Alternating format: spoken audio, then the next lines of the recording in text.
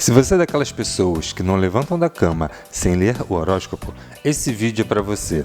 Se não, também fica por aqui, porque exatamente a gente vai comentar se existe mesmo alguma possibilidade dos astros e do cosmos interferirem no nosso planeta e na gente enquanto indivíduos.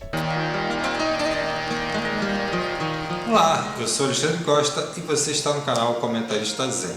De antemão, já gostaria de agradecer imensamente a sua companhia e pedir que você se inscreva, que dê essa força, mas também para você ficar aqui sempre juntinho com a gente, beleza?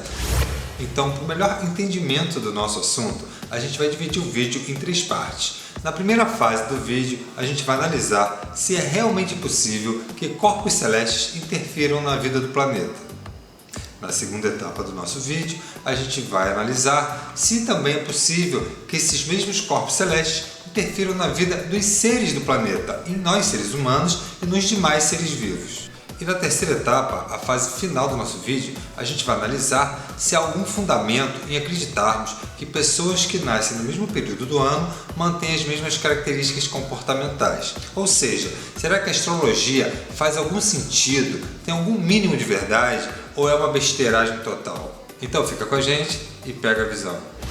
Então nessa primeira parte do vídeo, a grande questão é: será mesmo que os astros, o cosmos, os planetas, meteoros, cometas interferem na vida na Terra?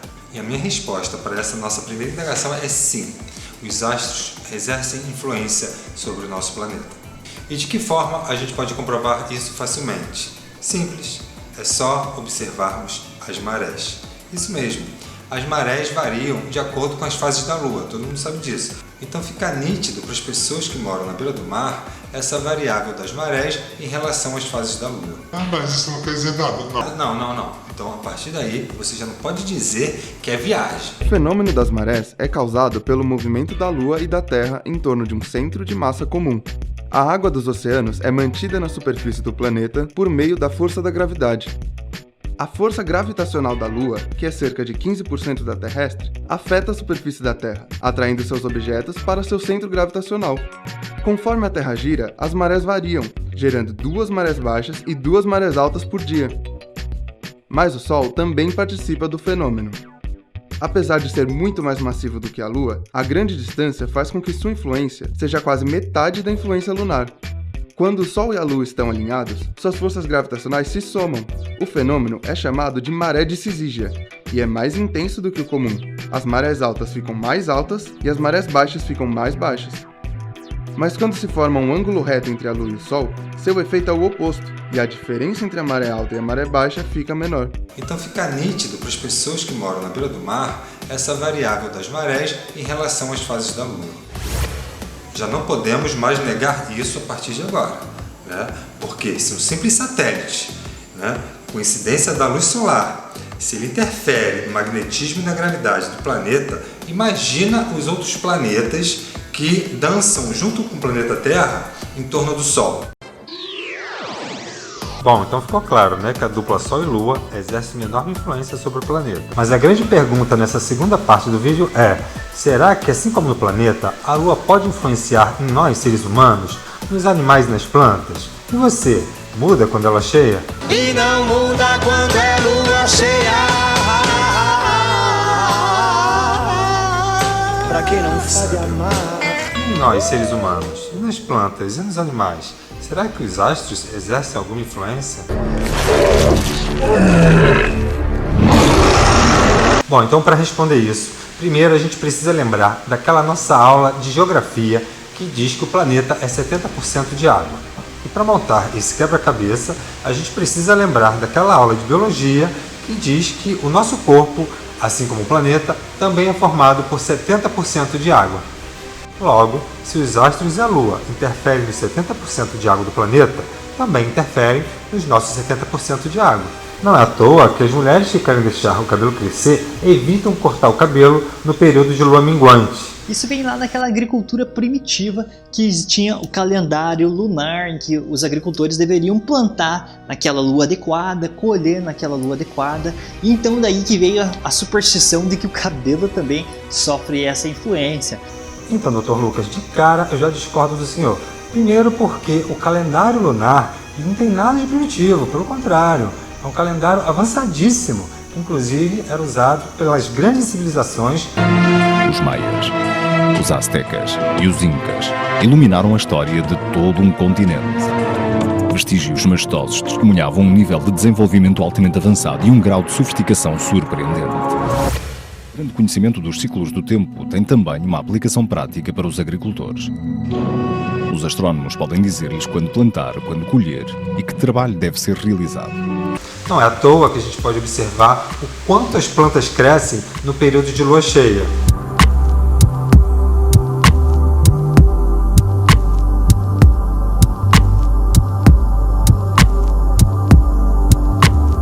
Sim, melhora muito um corte que você faz, um corte de cabelo muito fino que você faz na época da lua cheia. Que sim, o cabelo fica mais ativo e cresce um pouquinho mais rápido na lua crescente. Sim, eu acho que um corte de cabelo curto, ou até os masculinos, se beneficiam da lua minguante. Eu não vou negar que não, eu acredito muito nisso. Só que tem uma questão mais importante do que necessariamente as fases da Lua. Eu acho que, independente disso, tem que levar muita coisa em consideração. A gente tem que pensar no fator genético, na alimentação, nos cuidados que você tem com o seu cabelo no seu dia a dia. E baseado nessa influência da Lua sobre o ser humano, é que surgiu a lenda do lobisomem. Era um moleque desse tamanho. O dente olha o tamanho do dente dele. Oxê. Os olhos de fogo desse também parecia farol de carro. E as unhas, olha o tamanho das unhas. Não obstante, na Idade Média, alguns crimes cometidos por nobres e magnatas chegaram a ser absolvidos por alegação da influência da lua cheia. Portanto, vamos permanecer nesta sala juntos e quando o Sr. Talbot vir que a lua cheia não o afeta de forma alguma, que ele vai continuar sendo um ser humano perfeitamente normal, ele vai dar o primeiro passo na sua longa caminhada para a sua recuperação mental. Bom, então agora que a gente constatou que alguma coisa acontece, que de alguma forma ou de outra os astros influenciam no planeta e nos seres que nele habitam, a gente pode partir para a nossa terceira e última pergunta, que é: será que os astros também interferem na personalidade de nós seres humanos? Agora, para a gente responder a terceira pergunta, que é: será que essa influência dos astros no planeta e nos seres humanos podem ser divididas em períodos do ano? A gente pode dividir em signos as personalidades e as características de cada um de nós? Então a gente sabe que no inverno o planeta está mais afastado do Sol e o movimento que ele faz em torno do Sol é elipsal, é uma elipse, né? Não é circular. Isso mesmo, em torno do Sol, mas não em círculo, em elipse. E é agora, nos primeiros dias de janeiro, que passamos mais perto do Sol. Então, no verão, ele está mais próximo do Sol e no inverno, ele está mais longe, né? Então, a pessoa que nasce no verão, naturalmente, vai ter que ter características diferentes da pessoa que nasce no inverno, né? Isso é só uma conjuntura. Mas agora, há uma conjuntura também muito maior, que é, ao fazer esse movimento elipsal em torno do Sol, a Terra ela é acompanhada, né, num grande balé por todos os outros astros. A Terra vai levar um ano para girar em torno do Sol. E com a Terra, outros 8 planetas giram em torno do Sol, cada um em sua órbita.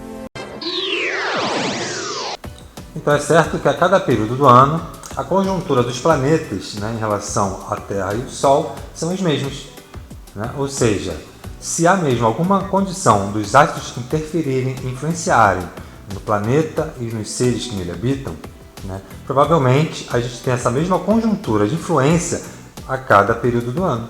A astrologia ela começa assim, a partir do momento que o homem começa a observar o céu. Então, nos primórdios, né? Quando você olhava para a lua, ela nascia num lugar, daqui a pouco ela se movimentava, a estrela estava num lugar, daqui a pouco estava em outro, os planetas se movimentavam. Então, a partir dessa observação, eles começaram a analisar: olha, a lua está ali, a maré está cheia, né? A lua está iluminada de uma forma diferente, tem um movimento diferente na natureza. Então ela simplesmente o estudo da relação dos astros com a natureza, tá? E aí os signos só vão aparecer bem depois. Então o início da astrologia, inclusive existem pinturas, né, nas cavernas de Lucel, nas cavernas, algumas pinturas rupestres que tenho marcações de pinturas de ossos de 10 mil anos com o movimento da Lua, com pinturinhas assim. Então, isso é astrologia, tá? Depois de um tempo é que inserem os signos nessa história, mas os signos têm a ver com outros tipos de observação. A observação do movimento dos animais. Então, por exemplo, se nas savanas lá do Egito, que na verdade onde começa, né, ali na região da Suméria, né, onde ela começa a ser catalogada, digamos assim, onde surge a escrita, se os leões saíam e as pessoas avistavam leões, era a época de leão. Por isso que o zodíaco se chama roda dos pequenos animais. Tá? O zodíaco é todo composto por animais. A gente só tem um signo que é um objeto, que é o signo de Libra, que é a balança, que é um objeto de metal, e o signo de Libra vai surgir bem depois. E a gente tem um signo só representado por uma figura feminina, que é uma mulher, que é o signo de Virgem. Então, na verdade, está tudo ligado à natureza. Um exemplo, na época de Áries, as sementes brotam, né, no sentido do impulso ariano, né, para a vida, como o primeiro movimento da Terra. Na época de Touro, as sementes enraizam. Em Gêmeos é associada à floração. Então, a astrologia, primeiro, ela parte dessa observação. Depois é que você vai colocar signo, como eu falei, entendeu? Agora, repetindo, te respondendo, né, a questão em relação à astronomia, a astronomia ela já vai medir essa relação dos planetas, mas os planetas enquanto objetos celestes com massa. Então existe um tipo, assim, na verdade, antigamente os astrônomos eram astrólogos, né? Não se tinha essa diferença. Essa diferença ela só começa a surgir quando a astrologia ganha essa, vamos dizer assim, fica mal falado e se torna um pensamento mágico, como na verdade não é. Místico, né? Místico, né? A astrologia é matemática. Se eu te mostrar aqui os livros das efemérides, a gente tem matemática pura. Para calcular um mapa, antigamente, quando se tinha os softwares, né, o Solafire, os Pegasus, esses softwares famosos de astrologia, se demorava 4 dias para calcular um mapa. Caramba. Então, o mapa astral se refere à astrologia, não à astronomia. Sim, exatamente. O mapa astral é a fotografia do céu no momento que o ser dá o primeiro respiro, quando entra o ar nos pulmões. É tirada uma foto, né, digamos assim, do céu daquele momento, e a partir dali a gente tem uma noção de como aquele indivíduo vai se comportar, tá? E legal. Baseado dos signos, né? Então qual a diferença daquele horóscopo do dia, né, que a gente vê nos jornais, hoje em dia na internet, né, para o mapa astral? O horóscopo do dia, de alguma forma, trouxe uma popularidade para esse saber que foi maravilhoso, mas em compensação reduziu muito o que é a astrologia. Nós não somos um signo, nós somos um mapa, e um mapa bastante complexo.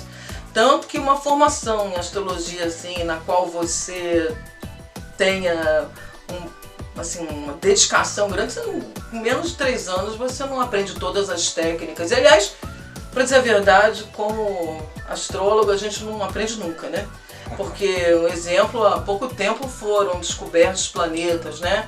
Quiron é um asteroide que foi capturado, ele foi capturado em 77 e ele já é aplicado no mapa como um astro, né? Em 2005 se descobriu o planeta Ceres, vários planetas após Plutão que estão sendo descobertos agora. Com certeza eles devem ter alguma influência, né, no Os mapa. planetas no nosso sistema solar? No nosso sistema solar. Tá? No nosso sistema. Alguns planetas, por exemplo, os asteroides, né, que são cinturões de asteroides entre Marte e Júpiter. Tem uma órbita ali cheia de asteroides que também conversam com a gente no mapa. Então, é um estudo que, na verdade, a gente não vai acabar nunca, né?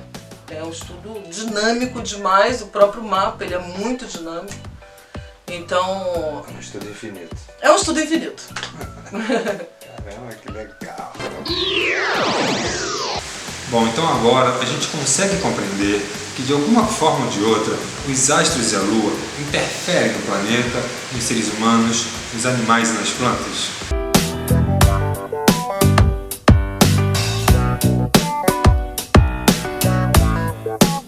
Eu acho que não está muito difícil entender, até porque eu não estou dizendo o quanto influencia e de que forma influencia, só estou dizendo que alguma coisa acontece. Muito obrigado por vocês terem ficado até o fim. Queria agradecer aqui o patrocínio do figurino, né, que é da Belistar, né, uma loja de estética maravilhosa, que eu fiquei aos cuidados da Belistar, estou com 46, e aos cuidados da Belistar, eu garanto que vocês podem confiar.